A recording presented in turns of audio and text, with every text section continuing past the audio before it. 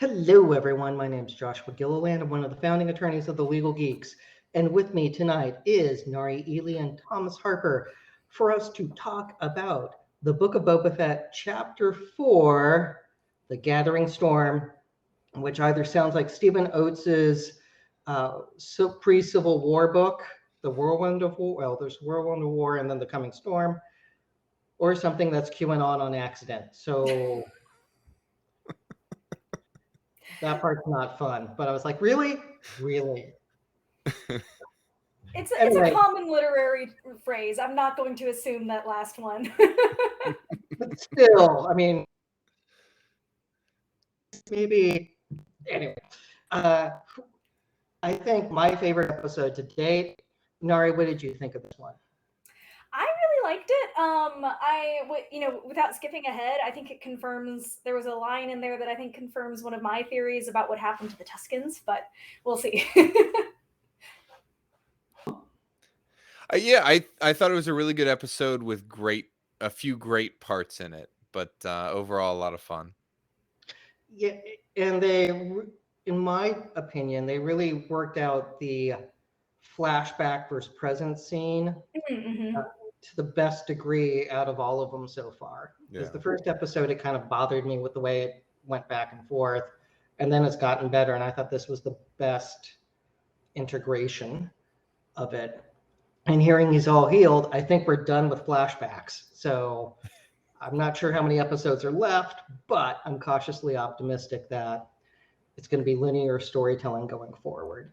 Come back to this episode on Wednesday evening when it's like 58 minutes of flashback in like 1 minute, and then the credits of present day. Well, we were all wrong. That did not go the way I thought it was going to go. So, oy vey. Well, let's talk about the multitude of legal issues in this episode, which are a lot of traditional legal issues we've seen in Star Wars before, but with new spins on it. And the first is the duty to rescue. We flash back to the Mandalorian episode, The Gunslinger, and where we see the flares going off, which is the assault on that Din Djarin and the Gunslinger had against Fennec. And we have Boba on the high-speed bantha making it eventually to Fennec's location after the fight, and apparently she's been bleeding out. She's only mostly dead. Hanging out. There's a big difference. So they go to Miracle Max, who puts her back together again. And it raises this issue of, did Boba Fett have a duty to help her, finding her dying in the desert? And two, we then have an issue with getting medical attention. And this is a multi-layered analysis. So first, let's talk about the duty to rescue, and then let's get to the medical consent and treatment issues. So, Nari, do you want to take on if there's a duty to rescue Fennec? I'm happy to start, which I think is that, to start with the ordinary, just fundamental premise that we don't normally have a duty to rescue others. Typically, there has to be some kind of a special relationship or other heightened duty involved, especially because there are often liability issues that arise from attempts to rescue. And where we're talking normally about like Good Samaritan laws, we're not talking about laws that require you to be a Good Samaritan. We're talking about laws that protect people who come to others' aid and rescue, and then arguably it doesn't go the way they planned and someone thinks they're liable for an injury that happened as a result. I don't think, I mean, you can correct me if I'm wrong, but I don't think there's any, at this point, special relationship between Fett and Shand, right? He knows about her as like the legendary assassin, but there's no special relationship. He just has come upon someone apparently dead or dying in the desert, while we would hope that there's like a moral obligation for most of us to come to someone's aid if we find them that way. Does anyone disagree with me? I don't think there's ordinarily a legal obligation. No, I think him.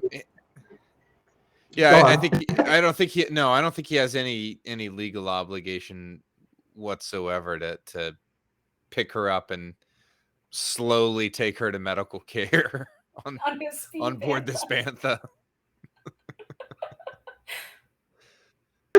Races, what that look? I mean, when straight shot, do they go around? I know there are snail races. I will just say.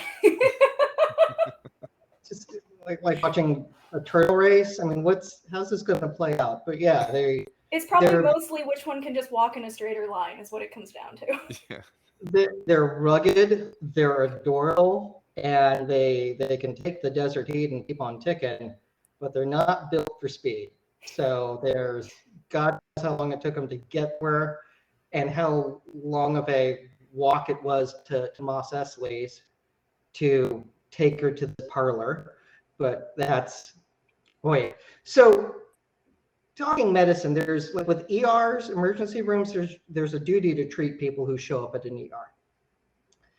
This is like a duty to treat at a tattoo parlor. Yes. It's bizarre. And you can't help but wonder, those who get modifications, like I'm going to replace my eyes or change a hand, do they have the same regret people who get tattoos do? That, a decade later, they wonder, this was a bad freaking idea to get a tramp stamp that turns into wings. Like, did they think about that? And there's disclosures. Tom, you're smiling. You were in the military. I can't say I ever had occasion to evaluate a Tom. I do have tattoo. Not I think looking back on 18-year-old Thomas, he might have made some different decisions, not about the tattoos themselves, but about the type.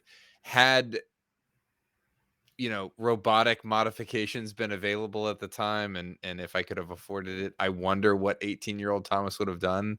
I'd be doing this podcast with like a cool like battle droid arm or something like that. I don't know.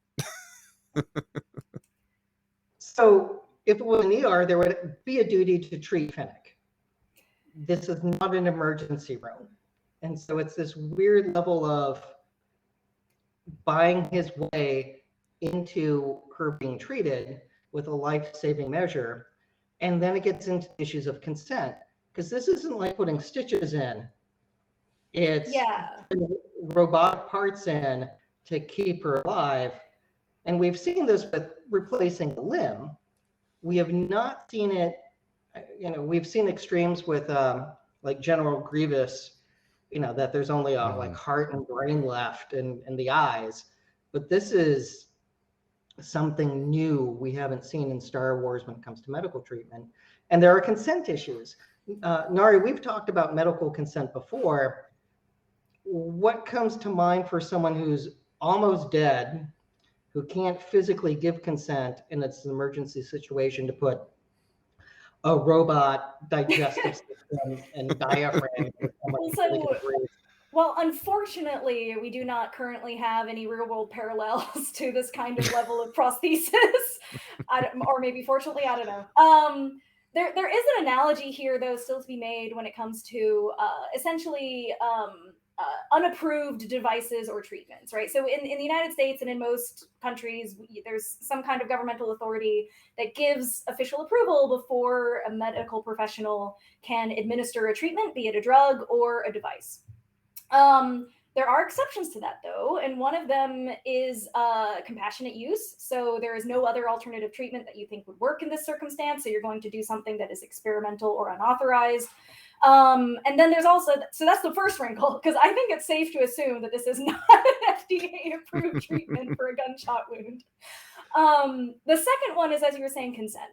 So it often happens in an emergency medical situation that the person is not able to give consent because they're unconscious or not in a correct state of mind. You can imagine someone might be conscious but delirious if they had a gunshot wound to the gut.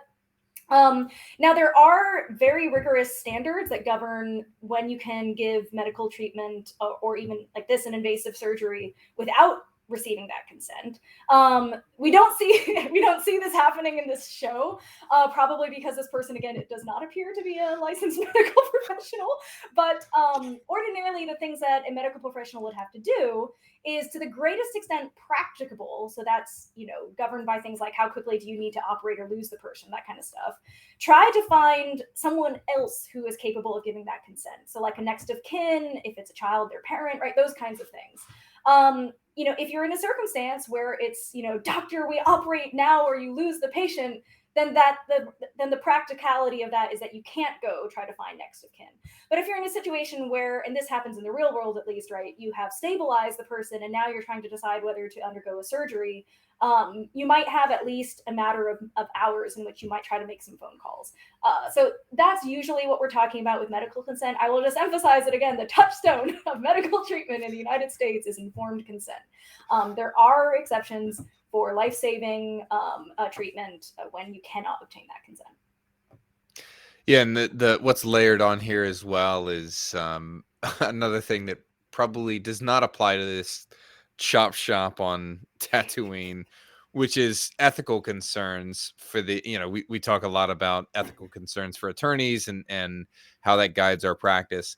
But there are ethical concerns as well for physicians giving the treatment. At the end of the day, even though medical care is administered, at least in real world, by a team of people, it falls on the physician at the end of the day. That's the person who has that ethical obligation.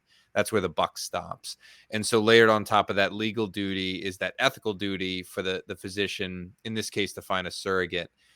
I don't think that the chop shop artist, the mod artist that initially told him to wait, didn't have any appointments, but then magically something opened up as soon as a bag of credits got dropped on. I don't think he has the same, we'll call it, appreciation for ethics or the law. I don't know, but maybe he ethical fiber. Yeah. But he does rely on Boba Fett, and I don't know. So in this situation, it's curious whether Boba Fett would satisfy that requirement ethically or otherwise, to be the surrogate that, say, a physician would look to or could look to give authorization.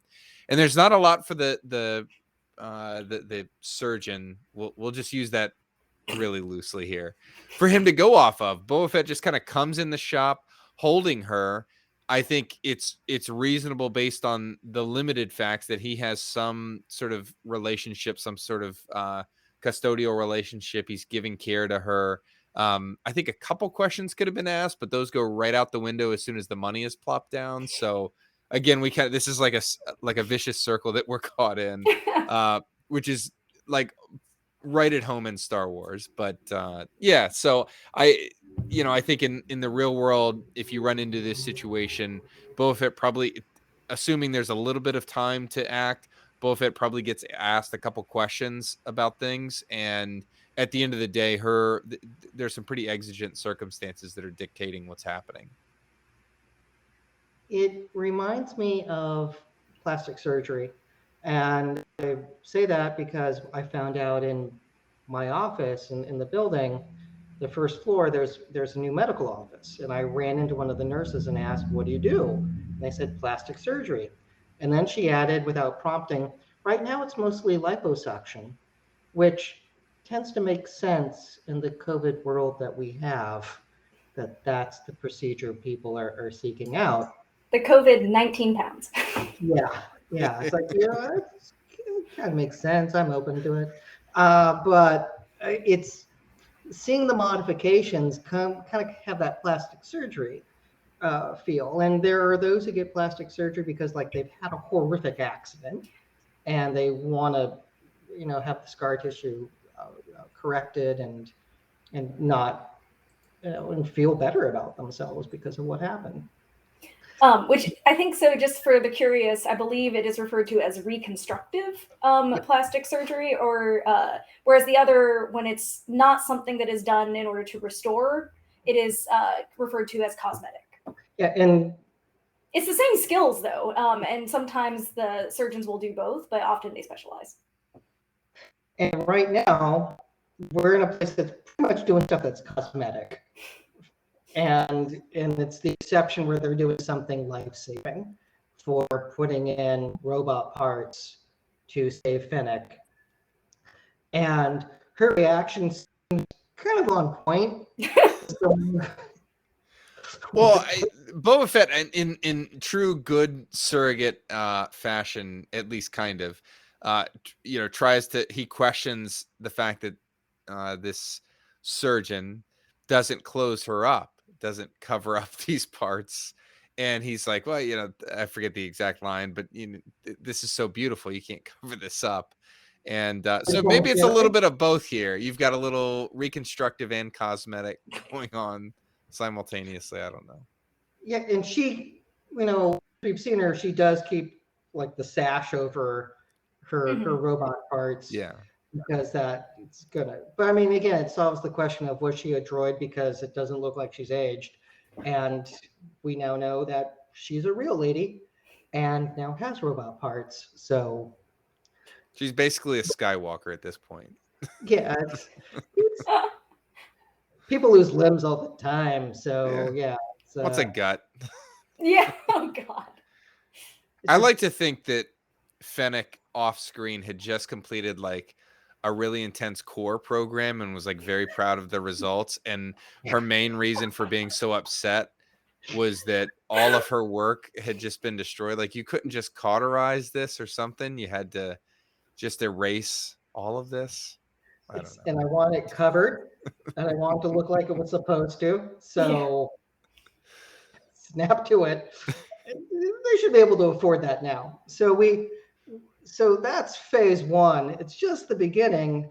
It's a glorious beginning. And this is probably the most Fennec Shand that we see in the series so far, with her being her and all the one-liners that we get to have her deliver.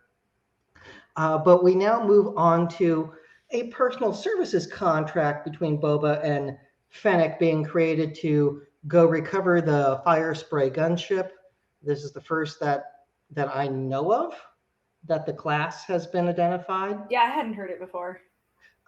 It's helpful because there's a Clone Wars episode with younglings and Hondo where Hondo has one of these.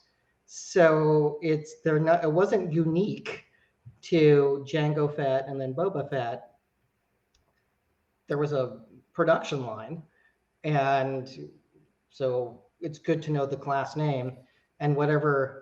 They're not going by Slave One anymore. I don't know what they're going to call it, but I'm fine with fire spray. That does have a nice ring to it. But it's a personal services contract to go recover property. That's not the normal personal service contract. It's normally like, I'm going to bake a cake for your wedding. I will be your photographer. Not, I will help you raid a heavily fortified position. And this is pure Star Wars. Like, stuff like this doesn't happen in the United States. Tom, did you have any reactions to the contract that they formed? And do you have any problems with any terms being non-specific? Well, different people have different skills, different personal services that they offer. I really appreciate that as far as I can recollect, this is the first time you hear independent contractor mentioned out loud in Star Wars on screen. And she's like, I like being an independent contractor, as Boba Fett sort of pitches like teaming up on some things. And, there's a good reason for that for somebody in her line of work, specifically killing people with a high degree of skill. But so typically when you talk personal service contracts, at the end of the day, she's agreeing to perform a service for him, right? That's the consideration, right? The benefit that Boba Fett is getting. He's getting her services in recovering this ship, a task that he can't do himself. I can't bake my own wedding cake, right? So that's why I hire this highly skilled baker to do it for me. I am highly skilled at eating the wedding cake, so I'm available for that. That's a separate podcast, though. But no, I think it would be a profoundly bad idea to suggest to a future spouse, I can bake the cake to save money, but it's gonna go out on. There's all sorts of things that are weird here that are it's about as like general a contract as you can get. If you can, I mean, I wonder whether this would even stand up if it was if it was brought into court. For one, it's unclear, other than like repaying a debt that she didn't agree to incur in terms of her medical care, what she's getting out of this. The implication is that she just gets her freedom, like from what, I don't know, from hanging out with Boba Fett and his like charred skin, I guess. From the life debt, but yes. Yeah. Hey, I That's took the you to this accepted chop shop. rule of You really the- owed me. Well, I'm pretty sure that's written somewhere in the Star Wars universe. If you save someone's Yeah. life, they're your slave. Like, Yeah. That's what it is. Fine, I'll just take my robot abs out of you. I understand so- going like, I'm going to pay you back for the medical care. I'm like, that makes sense, but the performance aspect is a bit much. Well, there's a car note for it. It's just like a note. He's got a note on the guts that are inside her now. But that's an issue. That you also see there are a lot of there's a lot of uncertainty about the actual mission. Like timing is often an issue and a point of specificity in these personal services contracts. So like, I hire somebody to bake a wedding cake, need to specify the date that I need the cake for, the terms around that, so that the baker is absolutely clear. You're not, if I'm getting married, say August 27th, I don't need the cake August 28th. You've breached if you provide me the cake by that date. Boba Fett doesn't say anything about it. I think timing is a little less important here, except insofar as like Boba Fett doesn't want to wait forever to get his ship back. This seems to be a pretty urgent mission for him. But also just the app, they don't talk about any terms of the actual recovery mission. Like, what is she? Is she to get him in? Is she just to cover his back from a sniper position? And hey, that's the help that I'm giving you here. She ends up going sort of the full mile and you know, from stem to stern, just taking part in every aspect of this mission.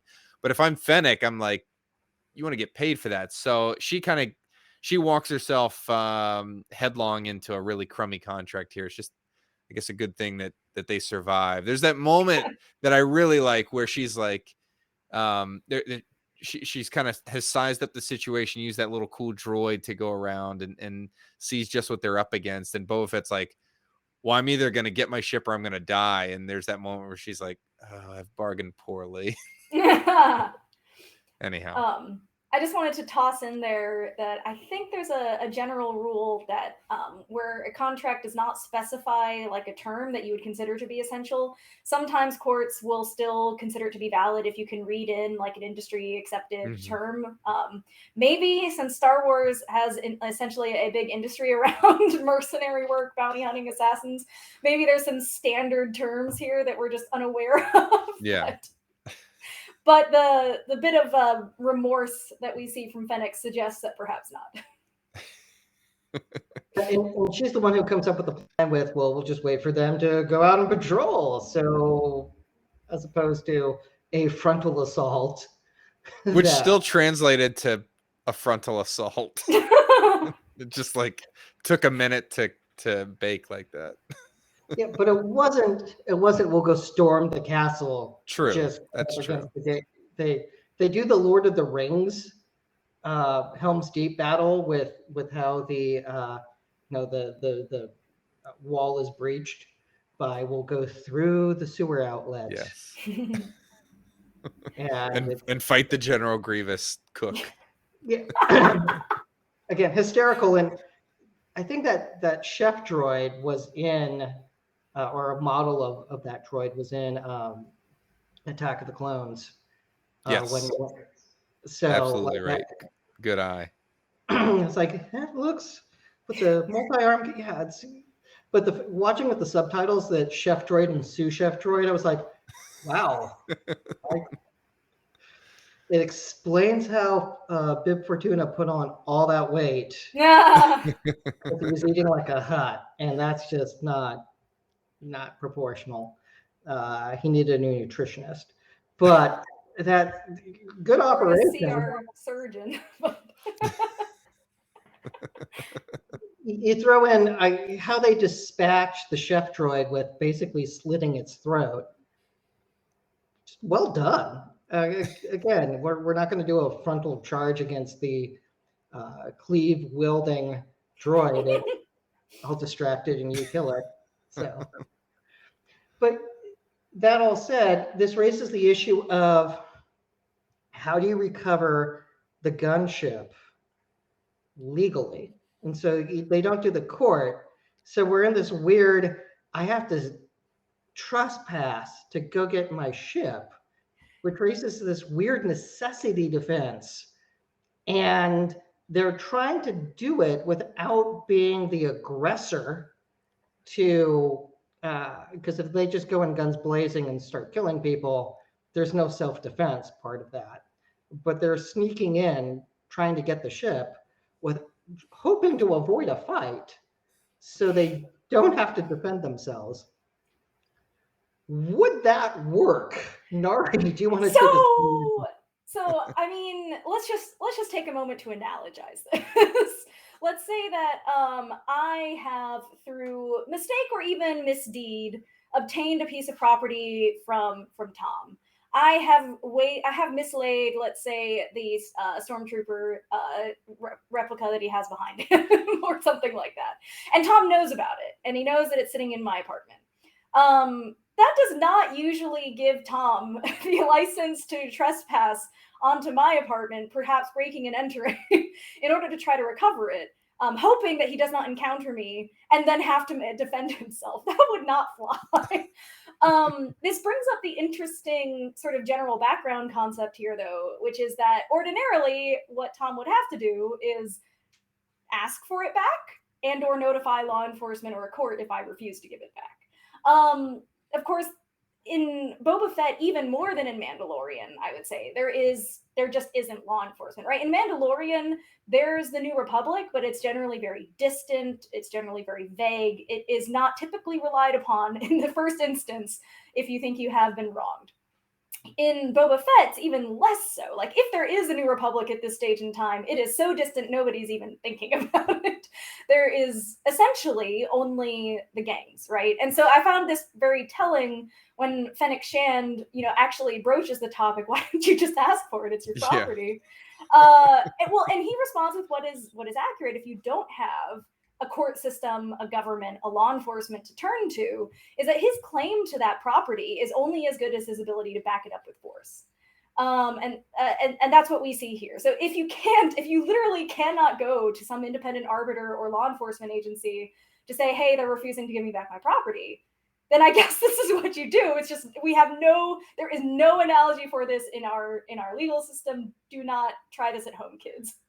Well, there's this weird layer on there too, where if you go back to Return of the Jedi, Boba Fett was arguably in a contractual relationship with Jabba, providing security. Right, he's like the chief enforcer at the time for the Hutt, and he didn't do great in that job. The last battle that he was in, he promptly got knocked in the jetpack and fell into the Sarlacc. And then the guy that he was hired to guard got strangled and everything blew up. And now the number 2 is taking charge. So I thought what sprung into my mind was when he said, hey, I might not like the answer, is he goes in to talk to Bib, and Bib's like, I remember you. We had a deal and you fell through on your end, very literally, right into the Sarlacc. So no, you're not going to get your ship back until you fulfill some additional terms here. Whether that's legal in the real world, I don't know, but I think that's Bibbs. And he also, I love the line that happens later where he's like, I'm a lot less persuasive without my armor. Yes. And I think there's a lot to be said here for that under normal circumstances, could he go in and take by force, coming through the front door? Sure, maybe. But in this instance, Bib probably has a little bit more power over the circumstances and is going to act like crime lords act. And I think, and the last thing I wanted to add there is just that this is an interesting theme, I think, throughout the show, that as we're seeing in all the present day things, and which maybe we'll get less of in the next episode, according to Josh, is Boba essentially working on forming basically like a government, as opposed to simply being another crime lord boss. And so I think it's just an interesting little thread of this narrative, is kind of highlighting what happens when there isn't a government and there isn't law. Well, there might be law, but there's no law enforcement, and then which means there's no law. And then Boba trying to sort of maybe create this sort of enforcement and government in the first instance.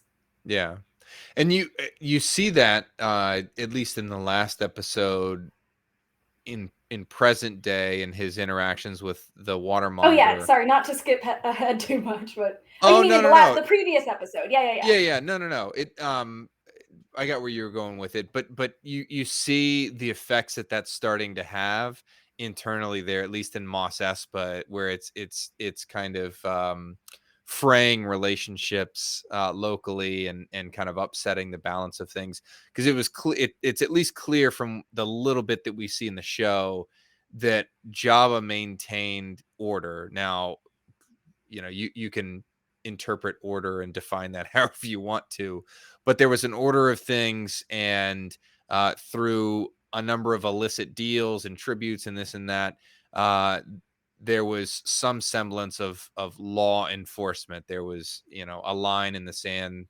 to use a very literal Tatooine pun there. And that is now gone, and Boba Fett has to reestablish that in some way, in his own way. And people are very used to the way where it was marked with Jabba in charge, and by extension Bib, and now Boba Fett is trying to find where that needs to be, but he needs his ship to do it. Yeah. There's years ago, I did a post about employee safety in Jabba's palace, and one of the topics was the duty of safety owed to Boba Fett. And I looked at it as from the independent contractor perspective.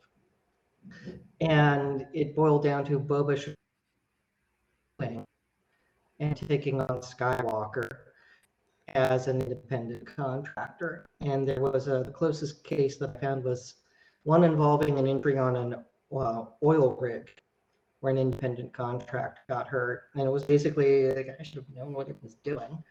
And I think Boba would fall into that category, because it's like, he saw his dad beheaded by a Jedi.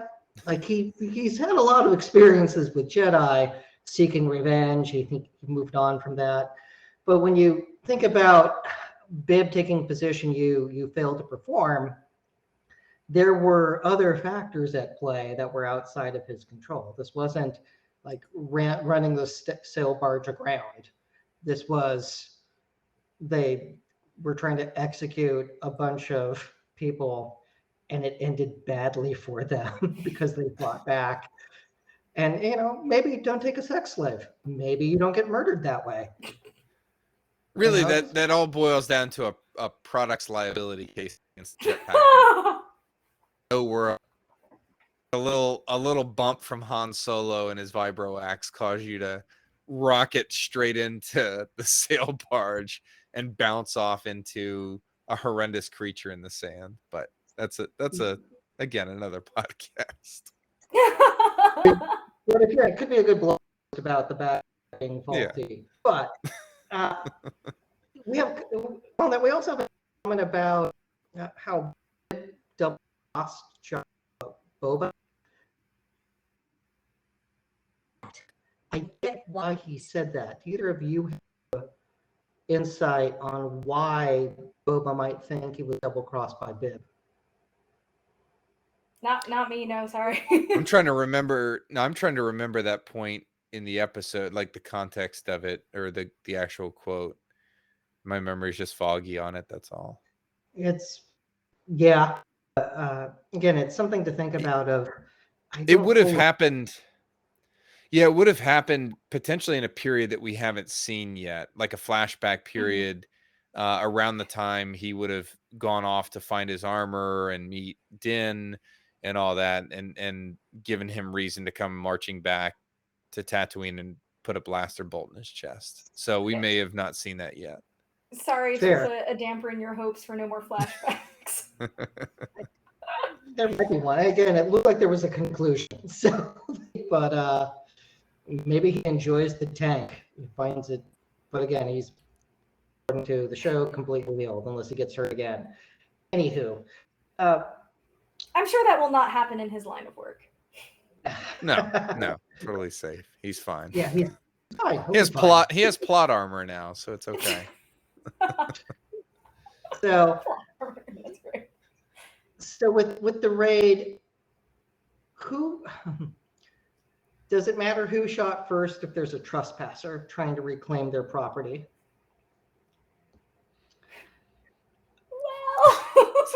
Well, Everybody's in the wrong. I know. I just want to asterisk right there, which is that trespass also is generally not alone enough to use deadly force.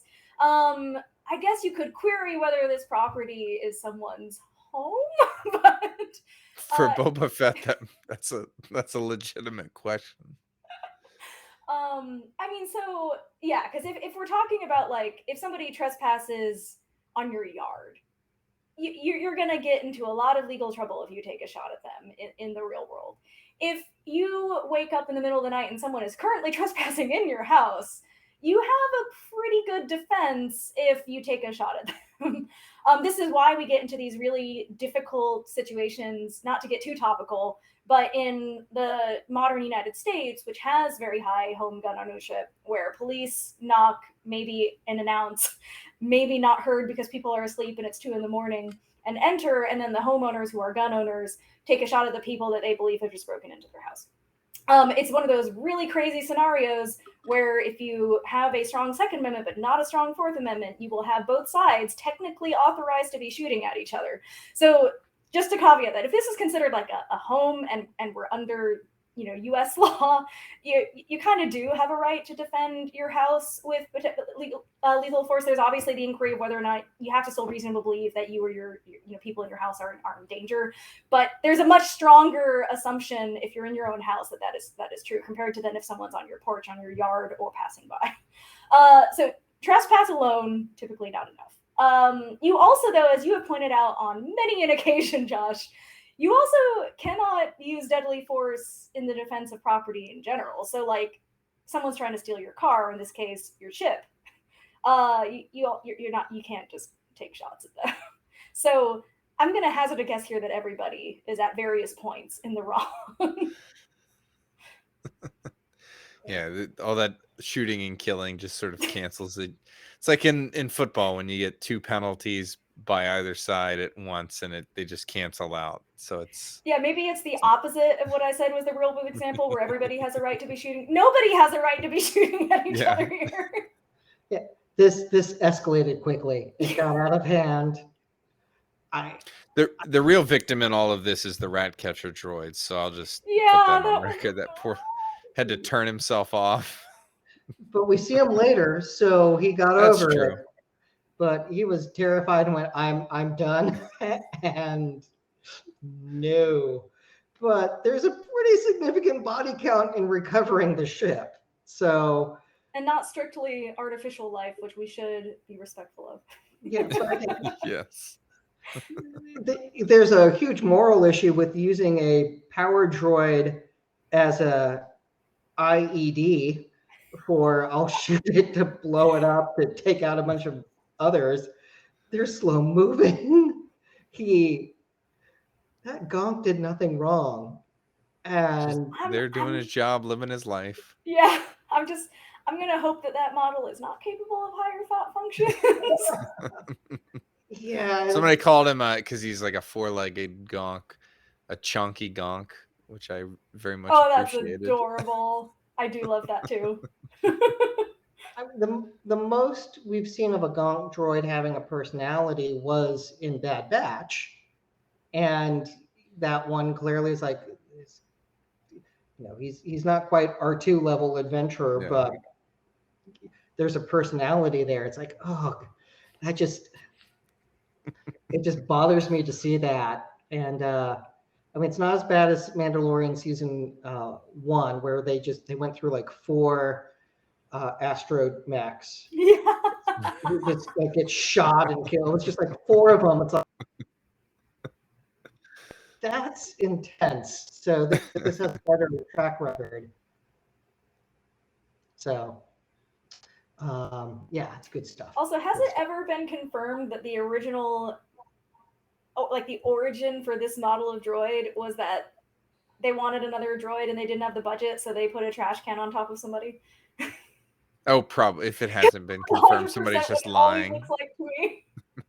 Every time I see one, I just remark, "Oh, there's the trash can droid." Yeah. ILM is just out of parts. They're like, oh, what do we need one more. What do we do? Dump that out over there. That made sense in 1906. Well, I think since then it's become part of the lore, and so like they've continued to do Yeah. it. But I wonder if the origin of it was just we need one more droid and we don't have the parts. So George says Sorry we can't for the spend side another joke. dollar on it. Just we'll make do. yeah. So there's all kinds of levels of wrong with that. We see an airstrike on the speeder bike gang, which is emotionally satisfying. Although I think we're still not sure. At least to me, maybe I'm wrong. I thought there's still some doubt as to whether or not they were the ones that killed the Tusken tribe, because I thought Fennec cast doubt on that. Yeah, she questions immediately Niktos or a speeder gang and their ability to because that seems surprising to me too. Like this group seemed super badass. Like they were like extremely talented warriors, including with guns. Yeah. They now also had a couple speeder bikes, and somehow poof, they're just gone. It would have to be overwhelming force. That's the thing. So anyway, and I'm still holding on to my theory that it's not them. Yeah.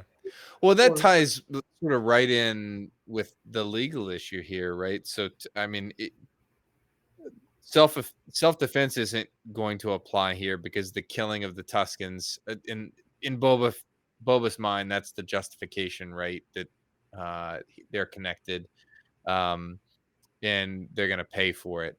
There's no defense of others argument that can be made here because that killing, the danger to the Tuskens, that's already come and gone. So there's a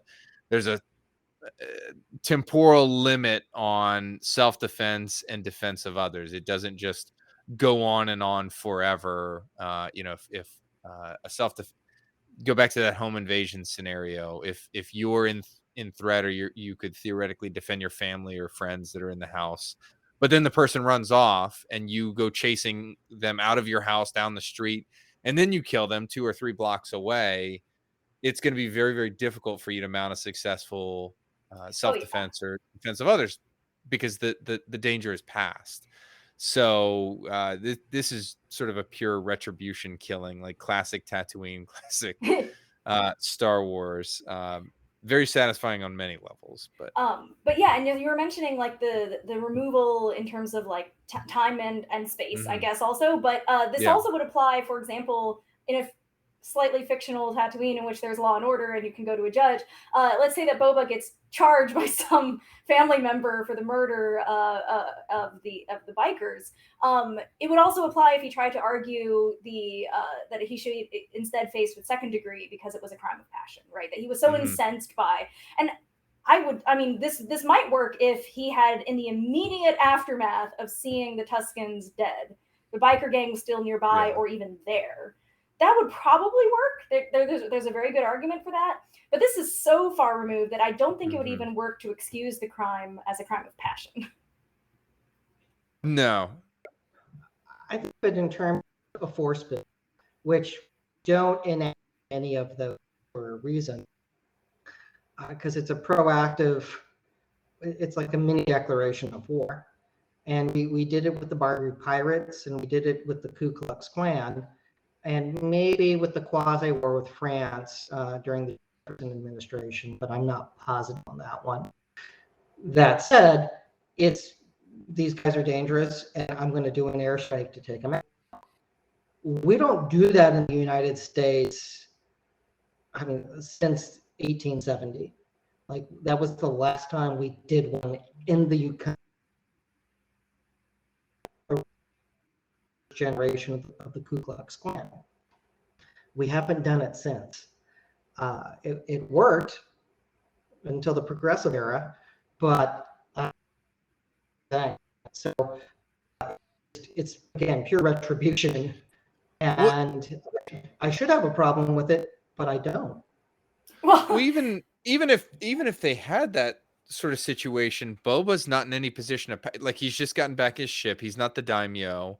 Yeah, that's exactly what I was going to say. Yeah, go ahead. There's no color. There's no like reasonable color of law in any. This is just Boba Fett pissed off that he thinks the Niktos killed his friends and he's going after them on his own. It might be different if at this point Bib had been like, hey, these guys are a pain, or the Pikes or something like that, but it's not the case. This is just pure retribution. Or if, like you were pointing out, if Boba were further along in the storyline and he were now essentially the government, right? Like there are circumstances in which, like let's say that, I mean, these guys were a menace. Let's say that they were deemed to be such a serious public threat, or he thought that they were about to attack someone else, or they're essentially a terrorist group or something, in which as law enforcement, you might be authorized in using deadly force. But he's not law enforcement. Although this again highlights how when you don't have any law enforcement, all you have is self-help, right? And this is the purest expression of self-help, and it's what the world looks like if you don't have law, right? Is you killed one of my family members, I'm gonna go kill some of yours. Yeah. I actually, before we go like full mob untouchables analogy here, there might be a colorful argument that the bikers took out a Tusken tribe, a tribe that Boba was a member of. That could be a nation state, and Boba, as a member of it, was acting in a state of war. So there could be an argument. Although he's this is going to open a whole nother can of worms for Boba, because he is not wearing any kind of insignia that would mark him as a member of the armed forces. He's certainly not a regular armed forces. So there's a lot of other things that are problematic for him there. I would say the bikers have a more uniform appearance. That's true. The black robes, if they could see him, they would know. I would say the Tuskens have a fairly uniform appearance, but Boba not so much. You couldn't see through my windshield, my black garb here. Exactly. I mean, it's not easy. And what I appreciated about the scene from just like a military tactical scenario is, we see the ship in the distance come in and open fire, and it's glorious. But he doesn't want to do the personal kill and like lecture someone before dispatching them. It's open fire, and with the leader, he uses a missile. And that was as personal as he got with, you're dead now. There was no witty exchange or anything like that with you're fired. It was just clean to the point, and they're dead. Which is the problem with so many other films where people feel that they need to make a speech. It's like, you're supposed to kill the other. It's not a time for a lecture. So. Another reason why I don't think that this is more plot driven, not legal, but another reason why I don't think the Niktos were actually the ones that did the killing of the Tuskens. That scene, that sequence, as satisfying as it was, as cool as it was, I think there's a bigger build up, a bigger reveal when Boba finds out who actually did it. It's the Pikes. That's my theory. They still suck. They still needed to go, and I'm fine with them getting destroyed. But yeah, they didn't do the massacre. But I think it's the Pikes. I go back to the theory. It was Ib Fortuna that he was using them. And I mentioned that before. That's why Boba decided to kill Bib and take the throne, was because of the Tusken. Perhaps Bib was using the Raiders as the Bikers as a kind of a secret police in order to instill fear and control and dominion. And he saw Boba as, well, not necessarily realizing it was Boba, but saw the Tusken nation as a threat to that, with extracting payment from the Pikes as a tariff. I'm going to, this is not legally on just plot, but I'm going to defend my theory that it was the Pikes all along, which is that I found it too convenient that immediately after the Pikes, tell Boba that he should go deal with the bikers because they're getting the tribute from them. The tribe is killed, and the only evidence that it's the bikers is the symbol, right? Which would be relatively well known. Yeah. And so I feel like my theory is that the Pikes were not in control of the bikers. They're just trying to kill literally two birds, one stone, right? The bikers were a thorn in their side. The Tuskens are now a threat. And so if they kill the Tusken tribe and frame the bikers for it, and then Boba goes after the bikers, they solved all their problems. Hey, no, you're not paying protection to anybody at that point. Yeah, exactly. And that's a great idea. So no, it's a great theory. A terrible idea. Nobody should ever do that. It's good analysis of the plot. Again, good script. But oh yeah, and I have one more actual legal thought, which is just that all three of us, I think, have mentioned how like this felt good that he went after the biker gang. I do want to mention that like retribution is one of the values that is served by having a justice system, that is served by prosecuting somebody for a crime. However, in our legal system, it is not the only thing that's served. If it were, we would have the victims, the decedents, or the survivors of the victim, right, decide the punishment, or we would have them even prosecute the case or something like that. It is not the only value that we serve when in our justice system. We go for rehabilitation. We go for disabling someone from doing something bad to someone else. There's all, like, I think that's called incapacitation. There's a handful of values that we serve, and retribution is not the only one. Well, the Niktos were incapacitated. They won't be they doing were anything certainly incapacitated. and if Not any so of much them, rehabilitated. I'm gonna just throw that out there. they might have had some sense. Rehab blown up-atated. I learned something. I should never do that again. Speaking of getting blown up. Yeah, so the Sarlacc, I understand. I get Boba probably had a concussion after that Jawa smashed him in his skull, so he might not remember getting stripped by those little schmucks, but he's incorrect to think that the armor goes after an innocent Sarlacc. no, they yeah, so again, it was probably therapeutic. And I did like how Fennec said fire in the hole. So classic. Yeah, the 6-year-old, 7-year-old Star Wars fan in me enjoyed this scene. The adult in me was like, somebody who is letting the 6-year-old out in themselves wrote this scene, because I was like, otherwise this required me suspending a lot of my the limited belief that I exercise in Star Wars. But it did get me thinking about the Sarlacc as an endangered species. This isn't a common animal, right? They're pretty prized. I think about at Galaxy's Edge, if you've been there, and in one of the backstories for that part of the galaxy, there's this bit about how Dakondar, which is one of the shop runners for one of the shops that you can go in at Disney World or Disneyland, he has a baby Sarlacc on display, and it's like this priceless pet that he has.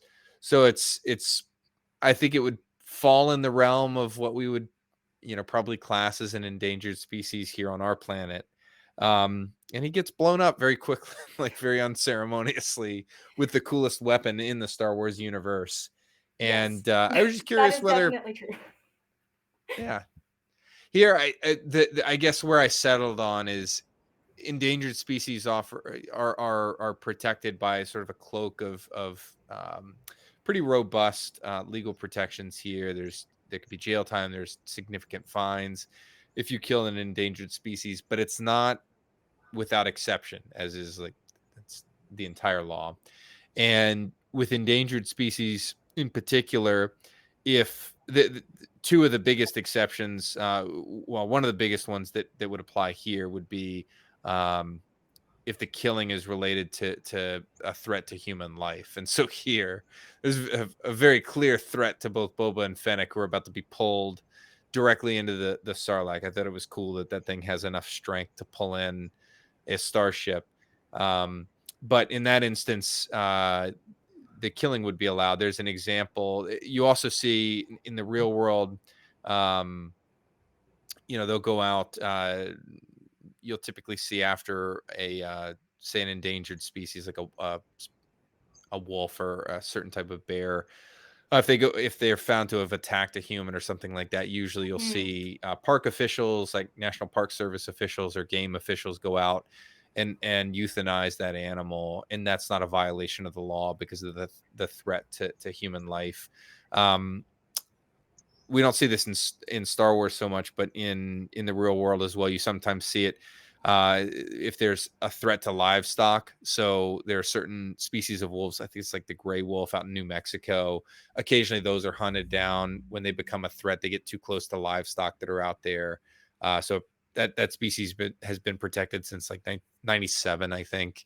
But you do see those getting killed from time to time by state officials, and they're not violating the law in doing that. So at the end of the day, it's okay to drop a seismic charge into a Sarlacc.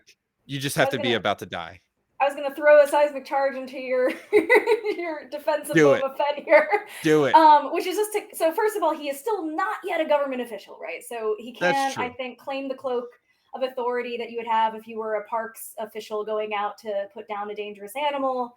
Again, if you were just a little further in the plot, maybe you would do that. It's also fairly like, and this is just a Star Wars thing, not necessarily a legal thing, because we don't really have like crazy dangerous endangered creatures that are also, as far as we know, completely sedentary.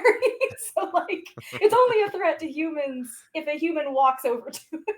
If you fly your spaceship directly over his mouth. Exactly. If you fall into it, or because your jetpack malfunctions. But and then that was the other thing, is that I was wondering about is there, and this I don't actually know the answer to, I'd have to do more research, but I wonder if there's an exception to the defense of human life if you are essentially intentionally causing the threat to human life by, I assume there's like an unclean hands theory or something there.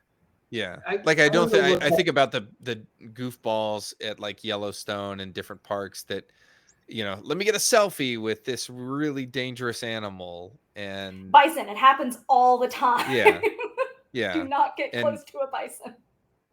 If you were to then like kill that animal, and that animal had like, I don't know if bison still have protection, but if they did, it's a stretch for me to imagine there'd be much sympathy or legal protection for you having started that.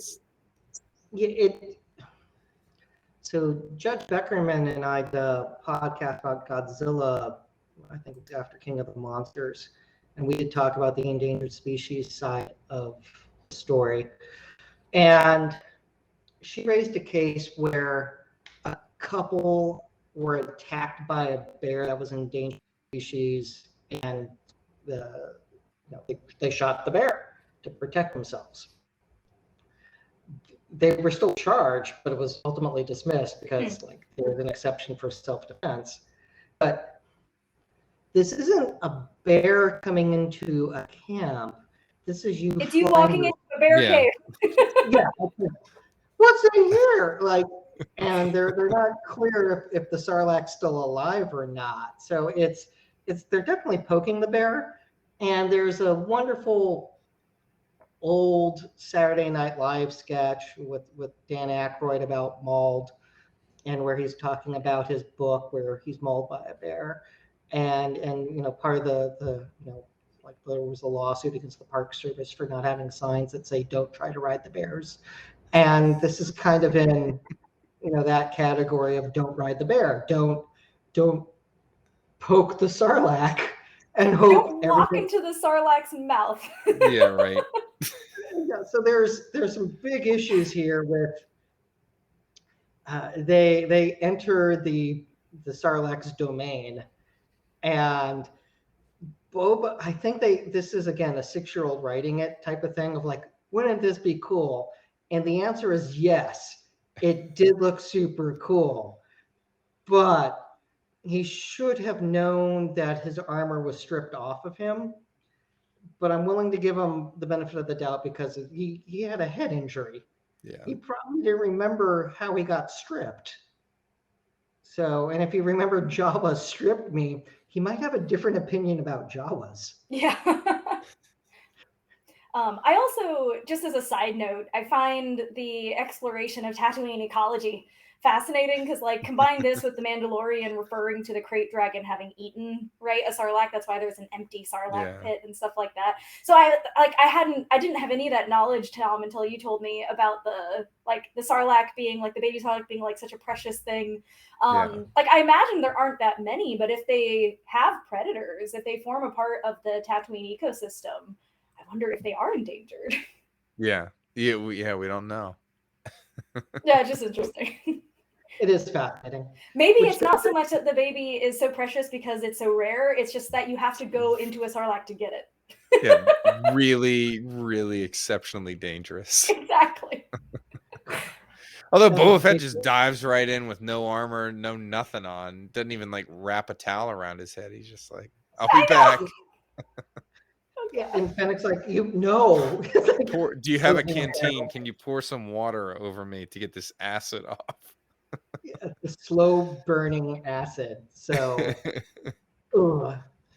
all right. So we have when Boba gets out of the tank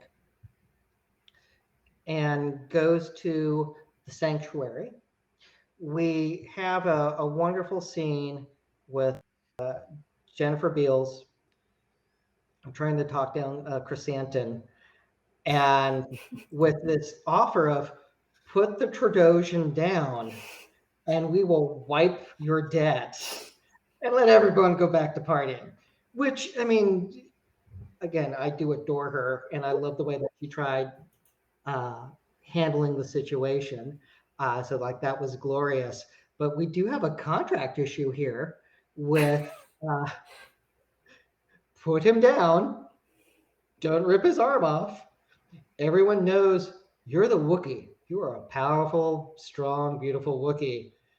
Put him down and don't rip out an arm.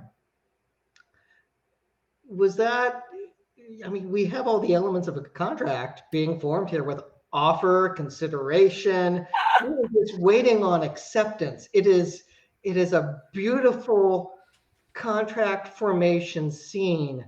And Nari, your reaction, would that have been enforceable? No. No. So put the Trandoshan down. No. So I mean, this would be a great example of, maybe contract under duress. Like you cannot threaten, you cannot promise not to do something that you did not have a right to do, something unlawful, right? Like, pay me $1,000, Josh, and I will not murder you. Like, this is not a valid contract.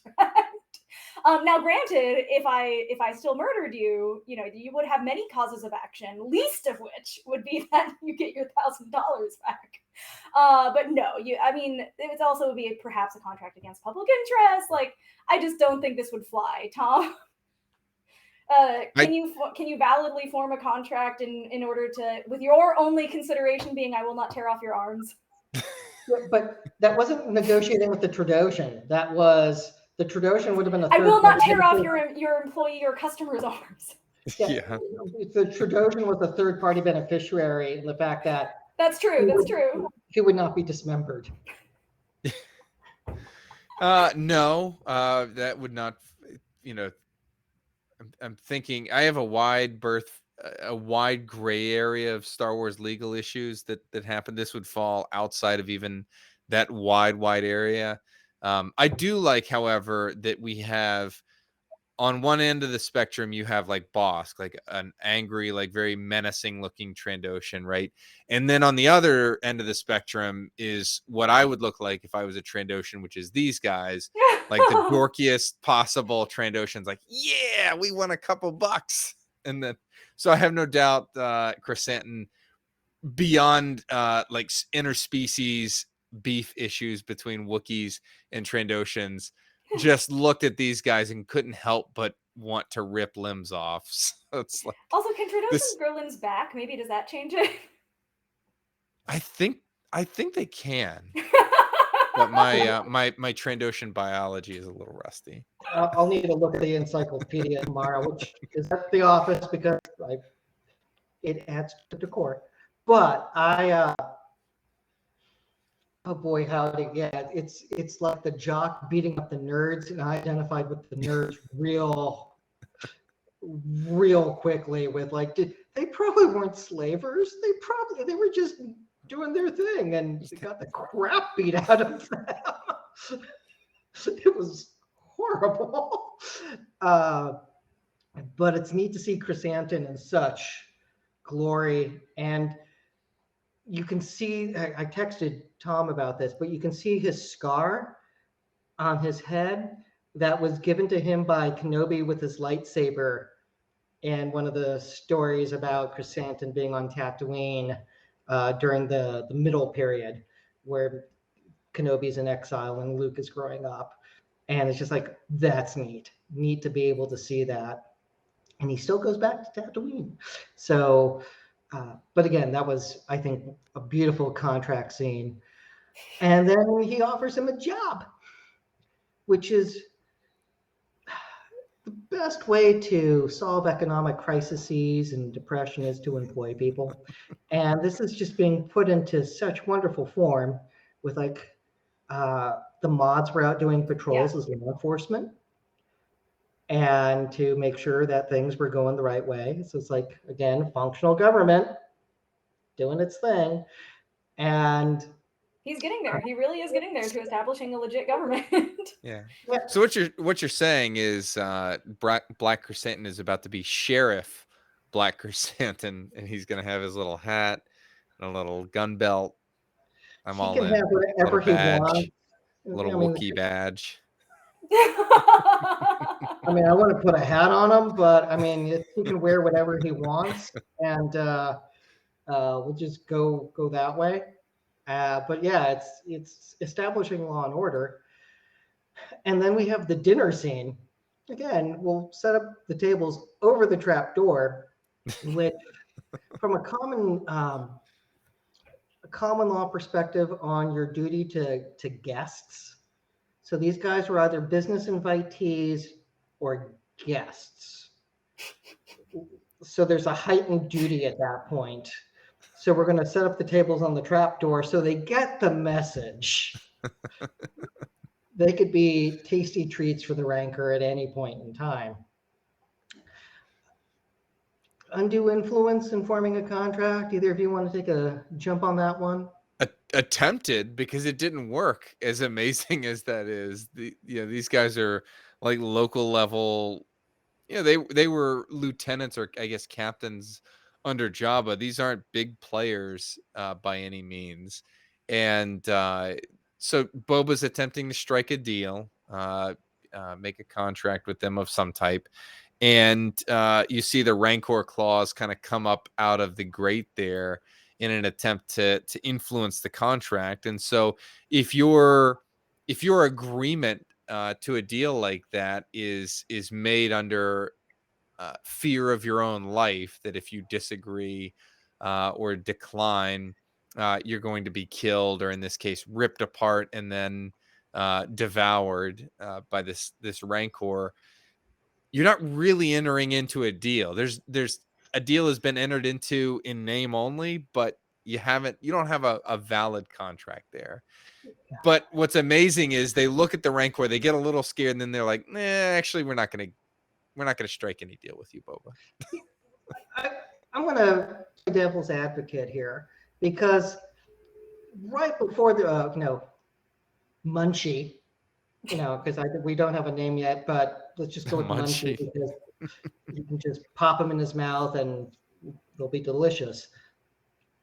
There's an open threat to Boba with, what stops me from killing you and taking over? This is true. And that's the point where a very good boy decides to make his presence known. And it's adorable with, Boba just going, oh, he's hungry, and like putting the bone down the grate for Munchie to have a snack. They then go from openly hostile to we'll be neutral. Well, so that influence the decision making. True. I think all parties involved will have a very hard time enforcing this contract in a court of law if there were a contract. Yeah, this is, corporations and contracts, this would not fly on so many levels. No, Yeah. but it does make him at least play Switzerland, and Boba's going to have to do the heavy lifting of throwing out the pikes. And What I like about it is that it really highlights the limits of his power. He can't even get a bunch of local know-nothings to align under him. The best that he can do is get them to just kind of put their hands in their pockets and whistle while all the fighting takes place.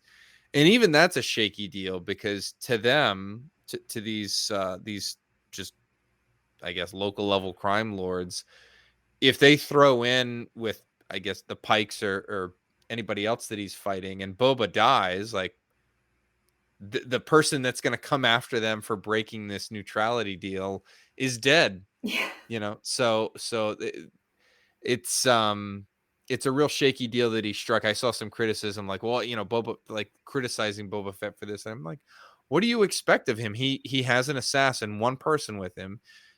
He's got a Rancor, but that's about it. Other than this gang of mods, he really I was gonna doesn't say, have like, much muscle. half a dozen mods and maybe 2 Gamorreans. Is that it?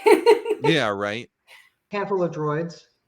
And he's just now fully healed by the miracle of Bacta. I have a Band-Aid. I need a Bacta tank of my own right now. I mean, the back to tank would be super helpful on so many levels. I'll take a back to spray. I will settle for a back to spray. Yeah. Like again, IG-11 and Mandalorian. Exactly. Now, that's a great segue for who can we expect that they'll pay to come help. And as soon as that discussion happens, we have the music from the Mandalorian start playing. So that's very big foreshadowing that we might see Din Djarin, which would make sense. They would call him because they were helpful in the past. They have a relationship. It would be interesting for Boba to realize that the Jedi who showed up with Scott. Has he learned a lot from that experience? I don't know. He had a long time to think about it. That's true. It's been several years. Time passed. People were like, oh, man, I was wrong. I was hanging out with the wrong guys, and I got involved with some bad stuff, and I'm sorry for that to happen. So, like, there's time for that real self-realization, which I think Bo's done a lot of. Yeah. That said, I saw a couple people posting, like, kind of a bingo scorecard of, like, who do you think will show up, and it included, like, Bosk, the 88. The one was IG-88's dead unless he's been reassembled. 88. IG-88, yeah, you see him destroyed on Cloud City. Boba Fett destroyed him, and you see him like in pieces, in the like where the Ugnaughts are fighting. They're like throwing C-3PO's head around. That's supposed to be about IG. Yeah, Boba beat him to Cloud City and took him out. I thought it was, well, there's Could more be than one. reassembled. That's the beauty of a droid, right? They could just solder him back together, I guess. And they, the producers made a bunch of them, so there could be. We've seen. I would totally be on board. So that would make sense. One group was guessing like Han and Chewie, which could be a good way to get the cast from Solo in on this, and make age up one of them. So we'll see. I mean, I'm happy with the Mandalorian, but I'm sure we're going to get some other surprises. Either of you have any hopes for that we see? No, I mean, I can't get enough of Mandalorian, so that's who I'm hoping for. Din's got Jedi tuition bills to pay now, so he's got. Yeah, that's right. You think Luke is training Grogu for free? No, he's got to keep the lights on there at the Jedi Academy. So he's probably doing supply runs. I mean, Luke's going to need help building that temple, so they're probably. Luke's not going to ask where the money is coming from. He's just going to send the tuition bill and cash the checks as they come in. So private school, man, that stuff isn't cheap. You got to feed all the students. There's a lot of work that happens. Yeah, I'm okay. So now what I don't want to have happen is they introduce a bunch of people to scratch some itches of fans, and it crowds the room so that people want to hear less about Boba, or there's room for Chrysanthemum to grow, and we see Yeah. more of him. Suddenly that space goes down. Din is going to suck up a lot of oxygen in the room already. He's, at this point in his character's popularity. So I'd be down with maybe like a Dengar or something like that, somebody familiar, but this doesn't need to be like Endgame where, the portal opens and we get every cool like bounty hunter or whoever that's ever lived. So yeah, we'll see. They're going to need more guys. Like they need more than a dozen, to take on the Pike. So they do need a small army. And again, if that's a bunch of Gamorreans, fine.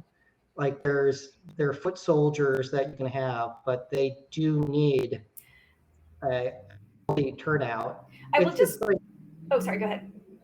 It's like with the Hutts riding on, with all of their indentured servants carrying them. Like that's not all a of very those guys gentle way to put it. Yeah, it's not like they're all getting backstories, but if you look, it's like, oh, there's a bunch of different species that are doing some serious heavy lifting. I mean, it could be something similar. Yeah, I will just the timing. I'm sorry, you first. No, the timing doesn't work out, but I like to like Disney wants to save a little bit of money, so he goes and recruits a bunch of like old clones, and then they just pay Tim Morrison like a little bit of extra money to play himself a bunch of times, and that's how he stocks out his army. Well, again, the Bad Batch live action would make sense. So because of Fennec. It'd be a little bit old now, but that's okay. We can work around that. What were you going to say, Nori? Oh, I was going to throw out there that also the one Tusken tribe that we saw get wiped out is, I think, like a small portion of the number of Tuskens that are out there. My impression was, because they said this definitely during one of the episodes where the Tusken tribe was talking to Boba, that there are many tribes and many of them have chosen raiding. Some tribes, including theirs, have chosen instead sort of more of a peaceful path. But so presumably there are tons more Tuskens out there, and presumably they would all be pretty pissed off. This is my theory, at least, if Boba could present them with evidence that some group, be it the Pikes or someone else, was responsible for wiping out a tribe. Like, even if they're not, all grouped together in the kind of way we think of a nation state, presumably they are pissed off if an outsider comes in and wipes out one of their tribes. That's a great point. Yeah, that's a really great point. I'm all for importance of a raid Tusken massive turnout in force. I'm really hoping for that, to be honest. So that would be neat to see them just butcher the Pikes and seriously. Oh yeah, so it's very Lawrence of Arabia. It's also very Dune, right? With the yeah. It would work. I mean, I also wouldn't put it past Jon Favreau for his character heavy to make the appearance, but I'm that's just me. I wouldn't be surprised if he That'd writes be really cool. He could do it, and that's also thinking that he did play heavy. I think he did. So I wouldn't be surprised if that happens. Regardless, I've really loved all the Bantha action. Yes. We got this. I ordered this for Mando season 2. I remember them being sold at Galaxy's Edge. That was before all this. That was before we're seeing Banthas as giant, slow-moving golden retrievers that you want to hug. Yeah, before Banthas went mainstream. Yeah. They're like big Muppets. Like you brush their teeth and they look cuddly and they want snacks and they wag their tail. They made Banthas adorable. So this is the first pod for Boba that I've joined you guys for. So I just want to voice the opinion also that this show, like Mandalorian also, but this show has continued the trend of taking things that you would never think of as cute and like suddenly they're super cute. Like I think the Tuscan crocodile dogs, I think, are they skags? What was the word for them? No, they're Mastiff? massives. There we go. I remember I fought them in a video game once in Star Wars, but they had never previously been presented to me as adorable. And those were adorable. Yeah. And same with the Rancor. Never thought of a Rancor as cute. Now this one is basically Fido. So, they're emotionally complex creatures. Yeah. I was like, what? It's like a duck imprints on the first person it sees. I want to hug Danny Trejo and then the Rancor. Like, it's going to be long hugs because I'm happy to see both. So it's...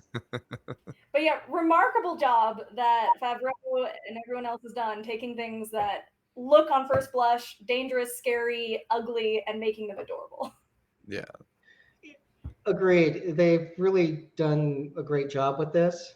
And there are some folks who are writing that any other Star Wars property needs to stay away from Tatooine, which immediately makes me worry about Kenobi. And I'm fine with Tatooine-based stories. You know, I was initially not thrilled with the idea of a Book of Boba Fett show, and now I love it because I was like, well, what are they going to do? And it's like, well, he's not the bounty hunter because we've seen that with Mandalorian, and they did a giant spin on that. This is playing crime lord, bringing a functional government to Tatooine. Okay, did not see that coming. Mm-hmm. I love it. I'm pretty sure they're going to do a wild card with Kenobi leaves Tatooine, because if there's a face-off with Vader, it's not going to be on Tatooine. So again, what they're doing is working. Hats off to them. I would prefer Andor not hang out on Tatooine just so we can have some variety. But for those complaining that we've been on Tatooine too much, I disagree. I want to know where the oceans went. Yeah, me too. Yeah, I really love the exploration of Tatooine, its history, its people. I've enjoyed it a lot. Yeah, as long as they're adding to the lore and expanding instead of just not treading in the same territory in terms of the planet, but expand. Like, my knowledge of what that planet is very, very different than it was 3 years ago. And to me, you keep doing that, that's fine. You do put it on whatever planet you want. That's a good recipe. I agree. We go from the Tuscans in 1977 basically mugging Luke Skywalker. And now we have a complex society thanks to Mandalorian and Book of Boba Fett that just kept turning it up in our appreciation and awe of this fictional species. It's like more of that. And so, yeah, I'm very happy. And there's a bunch of legal issues for us to discuss. So Tuesday at midnight, our time.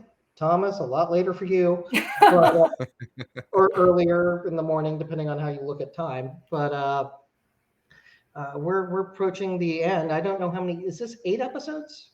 7. So we've got 3 more. Oh no, I was hoping for 8. Probably 6 will be a cliffhanger. So we'll be if they follow the form of Mandalorian. But yeah, Star Wars works great in long form storytelling on TV. Who knew? So, so anyway, everyone, thank you for tuning in. We just got our celebration pictures in, so hopefully we'll know around March 1 if we're going to have panels. So stay tuned, cross your fingers, and hope that we get selected. Regardless, we got tickets, so we're going to go anyway. We're going to miss nerding out, and it's going to be a glorious time. So everyone, stay safe, stay healthy, and above all else, stay geeky.